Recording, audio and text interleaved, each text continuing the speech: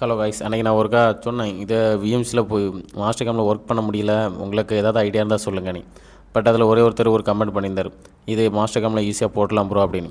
நீங்கள் சொன்ன மாதிரியே மாடல் எடுத்து அதுக்கு நான் ப்ராப்பர்ட்டி செட் பண்ணிட்டேன். ஓகேங்களா, அதனுடைய திக்னஸ் எல்லாமே செட் பண்ணிவிட்டு டூல் பாத்தில் போய்ட்டு க்ரூயிங் சைக்கிளையும் கொடுத்தாச்சு. பார்த்துடுங்க, க்ரூயிங் சைக்கிளில் போய்ட்டு நம்ம செயின் செலக்ட் பண்ணுறோம், எந்த இடம் ரன் பண்ணணுமோ அந்த இடத்த நான் செயினையும் செலக்ட் பண்ணிட்டேன். ஓகேங்களா, இதெல்லாம் தெளிவாக இருக்குது, நீங்களே பார்த்துடுங்க. அதுக்கப்புறம் எல்லாமே தெரிஞ்சதான், feed rate, plunging rate, spindle speed எல்லாம் கொடுத்துட்டு டூலையும் செலக்ட் பண்ணி என்ன டூல் யூஸ் பண்ணுறேன்னு பார்த்துடுங்க. அதில் நம்ம ஃபேஸிங் டூல் தான் யூஸ் பண்ணியிருக்கோம், அதில் நான் உங்களுக்கு காட்டுறேன் பாருங்கள். அதுக்கப்புறம் ஃபேஸ் ஓடி ஓட்டுற ஃபேஸில் குத்துறதுனால நான் ஃபேஸிங் சைக்கிளை செலக்ட் பண்ணியிருக்கேன். அதுக்கப்புறம் multi plunging, pecking, peck, grooving cycle எத்தனை க்ரூயிங்கில் போகணும், அதுக்கப்புறம் எத்தனை பாஸில் எடுக்கணும், எல்லாமே நான் எப்படி காட்டுறேன்னு பார்த்துடுங்க. இப்படி தான் நம்ம செலக்ட் பண்ணுவோம். ஓகேங்களா, அதில் நீங்கள் காட்டினது எல்லாமே இதெல்லாம் ரஃபிங் ரன் பண்ணுறதுக்காக. அதில் ஸ்மூத்திங் எல்லாமே செலக்ட் பண்ணிட்டேன். அதுக்கப்புறம் லீட் இன் லீட் அவுட்டு பார்த்துடுங்க. லீட் இன் லீட் அவுட்டு இப்படி மட்டும் தான் பண்ண முடியும், அதாவது 90 டிகிரியில் தான் பண்ண முடியும். இதில் மட்டும் தான் நீங்கள் கண்ட்ரோல் பண்ண முடியும். நீங்கள் நினைக்கிற மாதிரி 10 mm உள்ளே போய்ட்டு அதுக்கப்புறம் லீட் இன்னில் கொடுக்கலான்னு நினச்சே முடியாது. என்ட்ரன்ஸ்லேருந்தே அது லீட் இன்னில் தான் எடுக்கும். ஒன்று நீங்கள் மேனுவல் ப்ரோக்ராமாக எடிட் பண்ணிக்கிடணும். அப்படி எடிட் பண்ணணும்னு நினச்சா கூட இது எத்தனை லைன் இருக்குன்னு தெரியுமா, 1000 லைன்கிட்ட இருக்கும். ஸோ நீங்கள் ஒவ்வொன்றையும் அப்படி எடிட் பண்ணிட்டு விடிஞ்சிரும். சரிங்களா, ஸோ ஆனால் இது நம்ம மாடிஃபிகேஷன் பண்ணலாம், டூலில் மாடிஃபிகேஷன் பண்ணி ரன் பண்ணலாம். பட் நான் இது எதுக்கு சொல்கிறோம்னா, ஒருத்தர் அதில் கமெண்ட் பண்ணியிருந்தார், இல்லை ப்ரோ இதை நம்ம மாஸ்டர் கேமில் ஓட்டலாம் அப்படின்னு. ப்ரோ அப்படி நீங்கள் உங்களால் ஓட்ட முடிஞ்சுன்னா அது எப்படி lead in lead out control பண்ணுவீங்கன்னு சொல்லுங்கள்.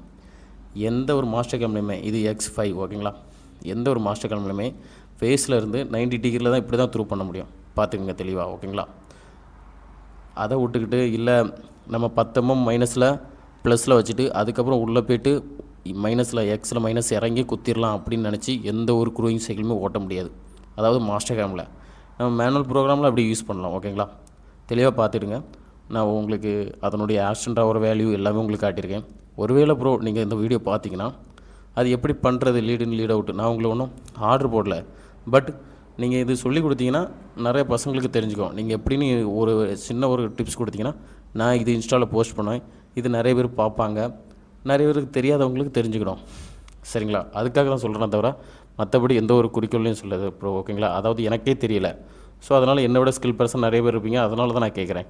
அதே மாதிரி இன்னொன்று உங்களுக்கு இந்த வீடியோ, அதாவது ப்ரோ மாஸ்டர் கிராமில் எப்படி லீட் இன் லீட் அவுட்டு, அப்புறம் பெக்கிங் சைக்கிள் இதெல்லாம் எப்படி நம்ம கொடுக்குறது அப்படின்னு உங்களுக்கு தெரியலனா எனக்கு ஒரு கமெண்ட் கீழே பண்ணுங்கள்.